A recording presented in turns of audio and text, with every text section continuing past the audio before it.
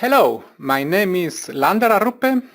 I'm engineer at TETAM since 11 years now, and thank you for being there for this webinar where we pretend to show you the complete workflow of using COPRA RF and COPRA FEA to develop a roll form part.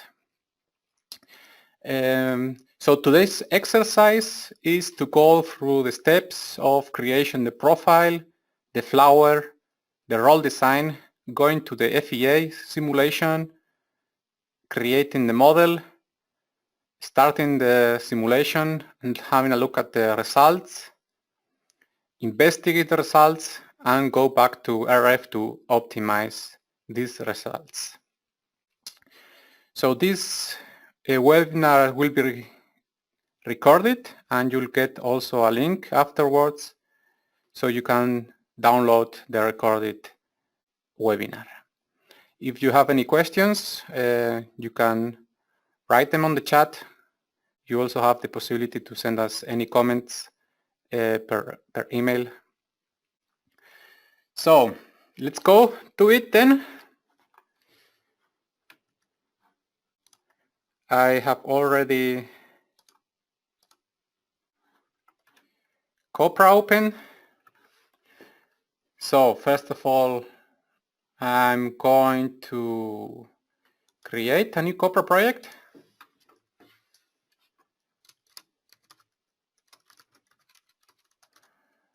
Profile webinar, sheet thickness. I'm going to use for this demonstration, slide demonstration, yes, 0.75 strip thickness. You can introduce the toolset number for the roll names. Here we can also already see we have some templates we will use, for example, for the roll attributes, which is the inside life of the rolls, the bore, chamfer, and for the spreadsheet, the unfolding table, we have also a template already for the default values for them, which will be the strip width calculation and also the calibration method. Okay. So I created a project in our CAD Finder area. We'll have the administration of the complete projects here. We can switch from project to project very easily. So this is an empty project right now. To create what we have to start with the creation of the end profile, and then from there we'll go backwards to create the flat strip. So we can make use of a small library of profiles we have in COPRA, or the most common, the easy way is to open an existing profile, DVG I mean. For example, let me see if this is in the correct layer. Yes. So this is a normal DVG. From here I'm just gonna take the contour, which already I created in a polyline, AutoCAD polyline. I'm just gonna copy it to the clipboard and paste it in the AutoCAD window where I'm going to work with COPRA. I don't want to mix normal DVGs and my COPRA project, so I introduce this to 0, 0 position. For example, my DVG, don't need it anymore. I'm gonna close it, leave it as it is. I don't want to save any changes here. In this case, for those who are already COPRA users, maybe this webinar, it's not gonna go really deep. We will not be able to show all from COPRA, of course, in 45 minutes, more or less, but maybe it's a way to see again how we see how it should go work the complete workflow. And so for those who are not really experienced with COPRA or are not COPRA users, this webinar pretends to show you how easy the complete steps are. Of course, in easy, it's not an easy world, but you see how fast we can go through all the steps and how flexible we are in the complete process of creation of the profile and FEA and everything.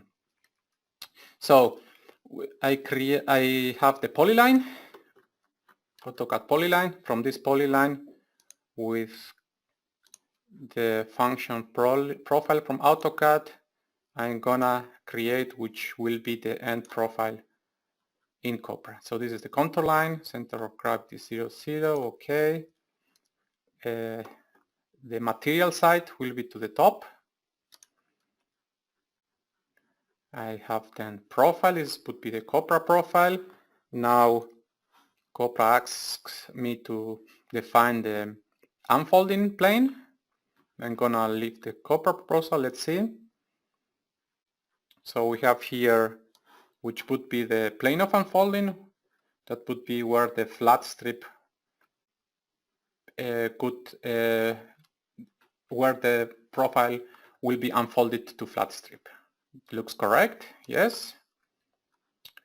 Should we split it in symmetrically? Yes, why not? So we have a more compact view of the table.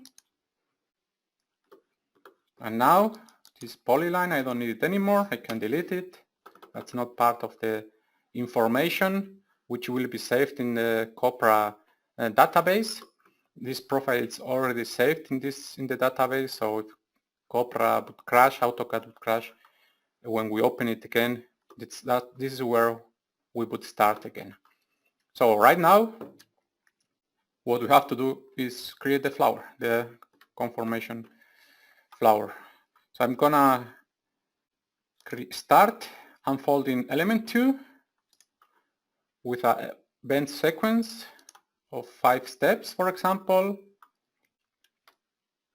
with constant angle steps. 16th degree. Okay, and I'm going to copy this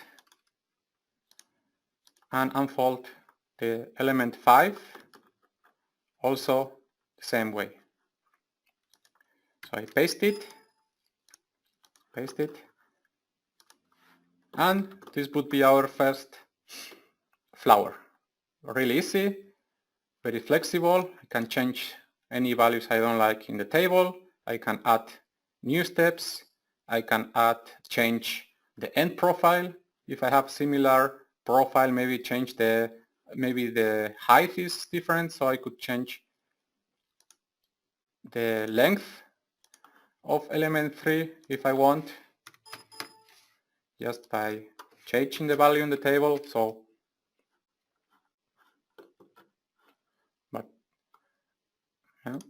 we have all kind of possibilities.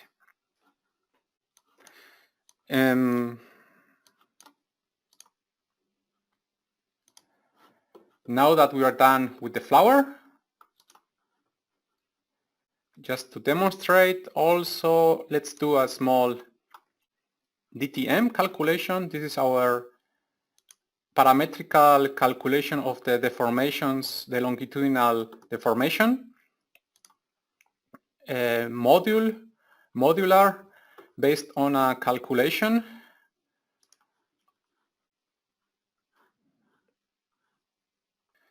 Number of stations, the calculation statement, we use Hauschild, exponent 1.5 for example. It's not really important, just to get the sense of how big the longitudinal deformation would be. I will use a virtual machine with these root diameters because I don't have the axis yet. So we click OK. We get already the forming length. and we see that we are high above the limit, so we expect to have some longitudinal elongations. So seeing this, we would go back to the flower and change values, introduce more stations to even these peaks up. In this case, we're working in two bends, so transversal movement is not taken into account here, so we have to be a little bit critical with this DTN. But I'm gonna continue with the roll design. Imagine we have only 5 stations, so I'm going to do roll design. Once we have the flower, first we create the axis. We have here a machine, for example, with these values for the shaft length, the root diameters, or reference diameters. We place it in the middle of the machine, the profile, and the reference for the base diameter. For example, I'm going to use a 3-point. So that means I have to now define this 3-point.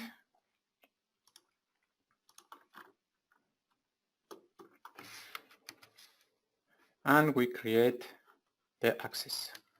So now I can start creating the rolls. For creating the rolls, I can use AutoCAD.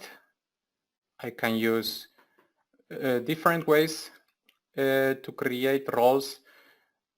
The easiest, fastest way in this version would be to create the rolls with the smart rolls. For that, go to the smart rolls area, create roll, start with the first element. I'm going to mirror it later, so I'm going to start from here, project it to the top or to the bottom, and continue up to the element where I want to finish the roll. And now I can continue with the roll. For example, I'm going to use here edge guide roll. So I'm going to first do a normal to the edge roll to here orthogonally, and here, for example, I can start already with using my grid values, my reference values. So for example, to have the roll widths which are exact, so 100, and to produce also the distance rings. For example, here 100 millimeter. I'm done with this side. Continue with this with the middle area. In this case, I don't want to do anything else here. And now I'm in the edit modus of the smart rolls. So now I can make sure, for example, I have the diameters I need, for example 70, so other straight numbers. I introduce here maybe also an angle, so to make it easier for the strip to get into the roll. I add here a radius, for example, using my grid values, 7 millimeters, for example. The width, I already corrected it. I'm going to click at the default outside radius to be 0. Maybe I introduce here also a relief angle, making use of control key, for example, to get the references, the grid values. So 0.5 in this case I want. Okay, perfect. So of course I have the also commands which are in the smart rolls, but also here separated directly. For example, to cut, to separate the rolls. I'm gonna continue with the bottom one. So we will see how we see how fast we are. I'm gonna create a mistake here so I can create another function later. So that would be it. This case, in edit modus, for example, here I get a gap, a strip thickness gap. For that I change the grid, for example, to 0.75. I point distance 75, right? Distance, yeah. Control.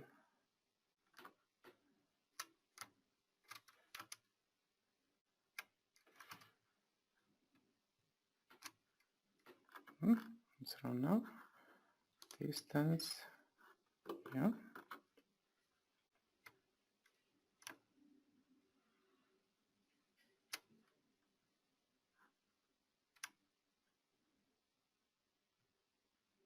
Strange.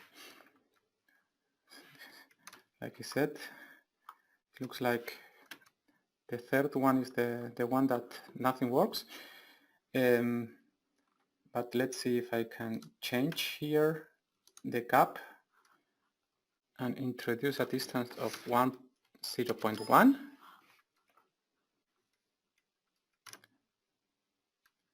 Yes, 0.1. Okay. Okay, now it works. I wonder why. 0.25. Maybe I was doing something wrong. That could be also the problem.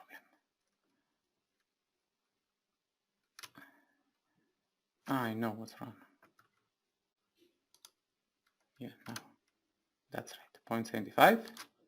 Okay, that was my mistake. So I have the gap, the material gap. I want to get rid of this area. So for that I'm going to create a polyline that will cut the roll. So for example, from here to here, and I have the function add contour, select the polyline, and now the roll is cut. So it's also a combination of different ways to at the end get the best optimized way to create the rolls. So I'm finished here also. Well, no, maybe also on this here I introduce a small relief, 0.5 for example. Yeah. So this would be manufacturing rolls already, and now we have the way here to clone the rolls. That means if I clone the rolls, mirror them, I have 2 times the same roll. So in the material list also I will have this roll 2 times. The count of this roll will be 2 times. And also the nice thing about clone rolls is that if I make a change of the roll which is cloned, for example I change the width here, automatically on the cloned roll will be also changed. Good. That would be the way to create the rolls.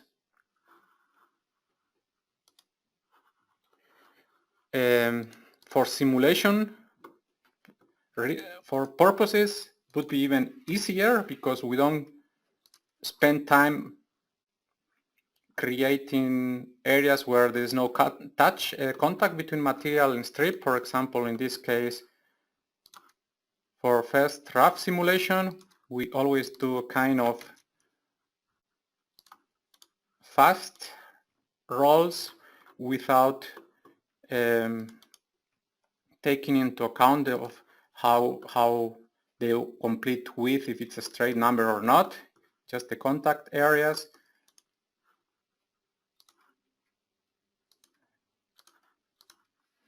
Of course, the edge. So something like this would be enough. So in 30 seconds I have a roll. the roles, I continue. In 5 stations, in 5 minutes, I have a role design I can simulate. For the FEA simulation, we have the link also here in simulation area in FEA RF, the project manager. So we link the COPRA project with the FEA.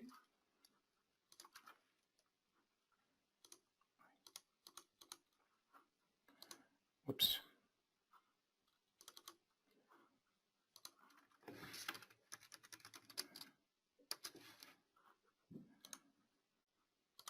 Okay, loading COPRA.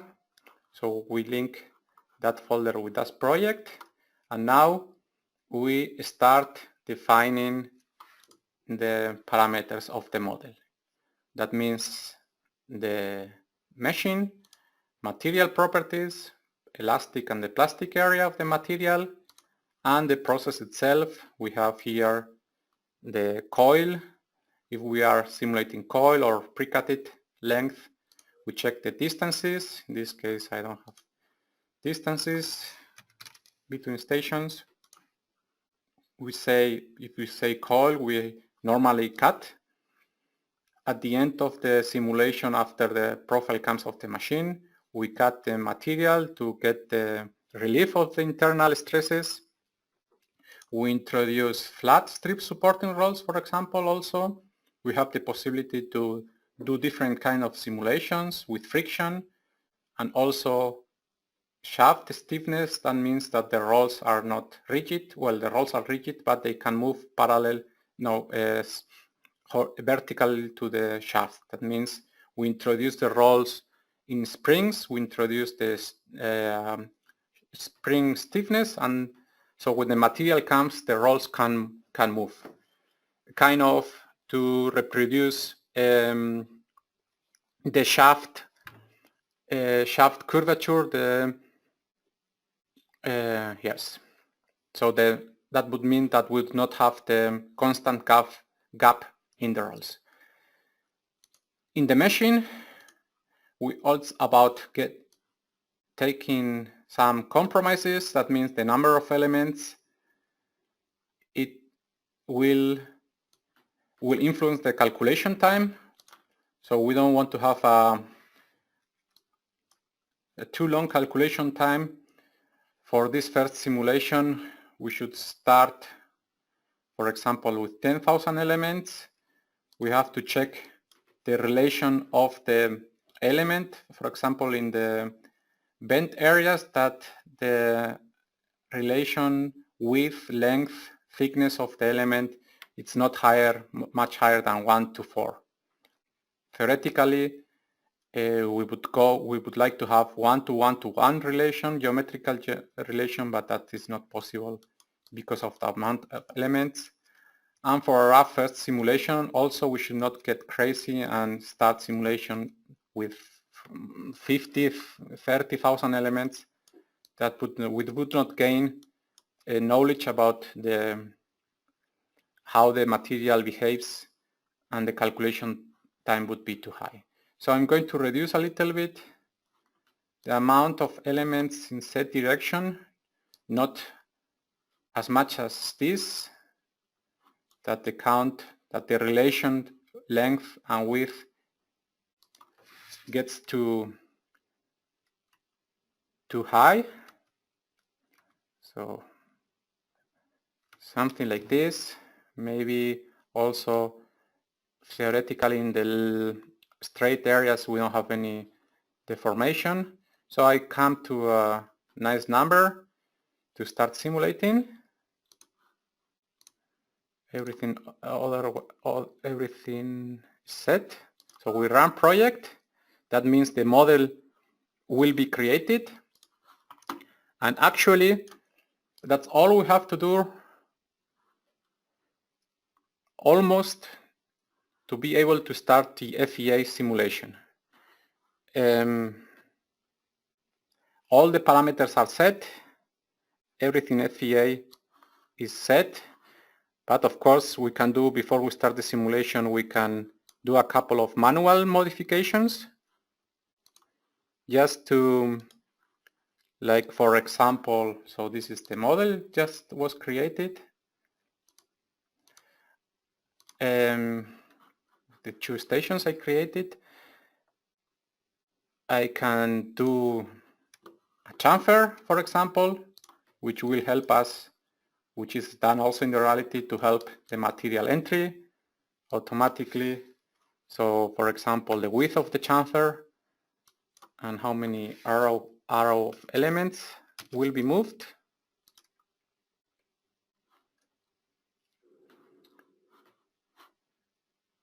So we will see now. Doesn't take too long. Yes, so we see the chamfer. If we are happy now, then we go and run the simulation. Of course, I already have a simulation of this, the result file for this.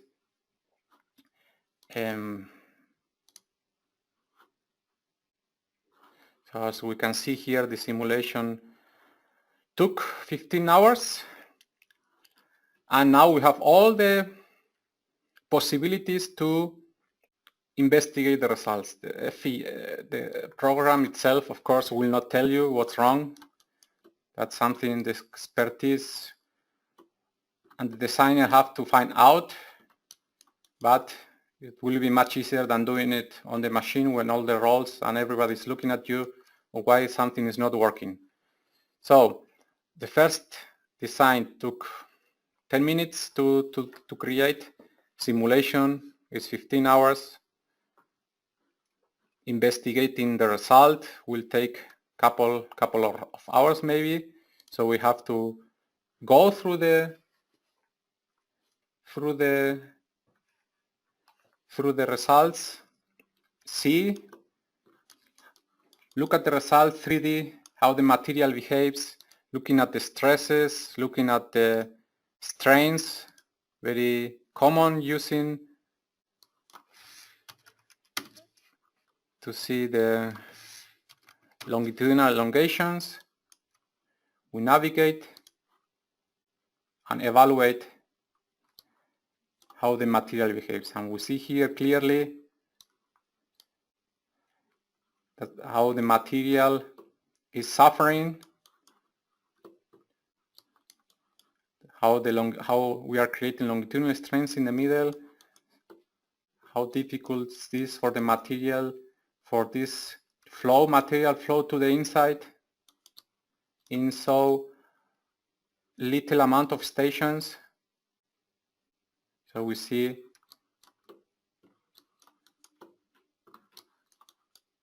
that this is not really the best, getting waviness. We are able to get comparison of the simulated and theoretical cross-section to see, and for example here clearly we have too much material at the edge compared to our calculated bandwidth, which we can imagine is all coming from the thickness, losing thickness at the bend areas. So looking at this, we would go back to our design and we have to change things. So for this exercise, I would say I just start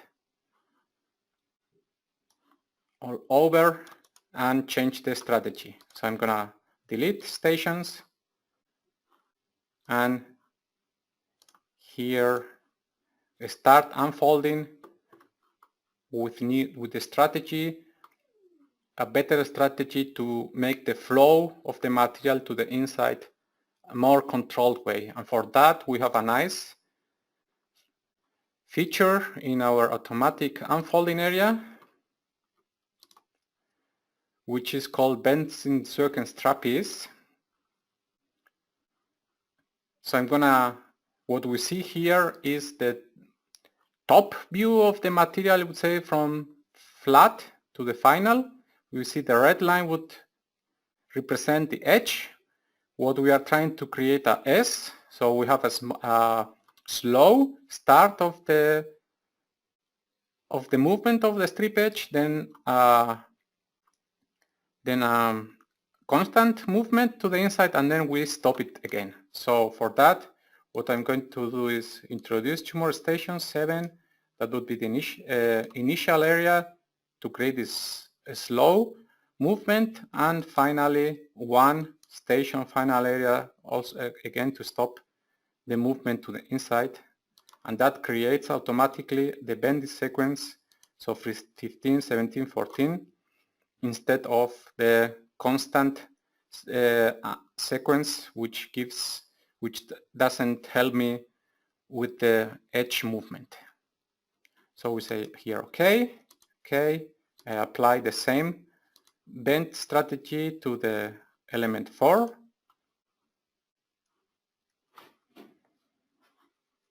Yes, what's wrong now?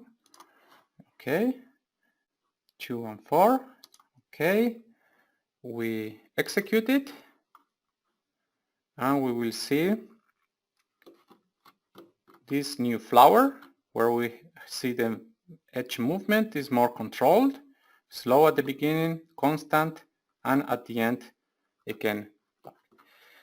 The roll design again would be the same as I demonstrated before, creating the axis, and with smart rolls very easily creating the rolls. For this new strategy also I have results, of course.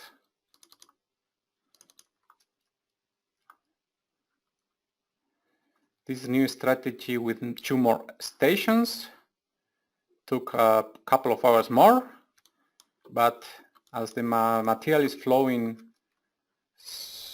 more softly, it's not proportional.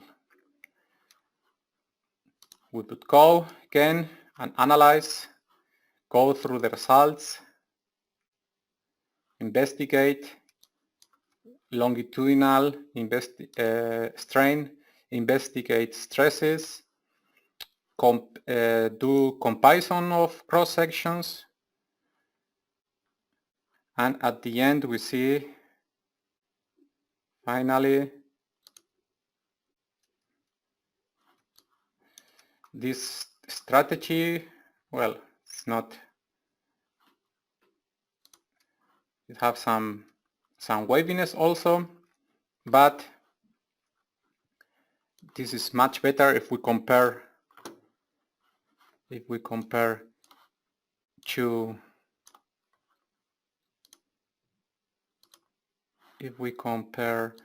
the pictures.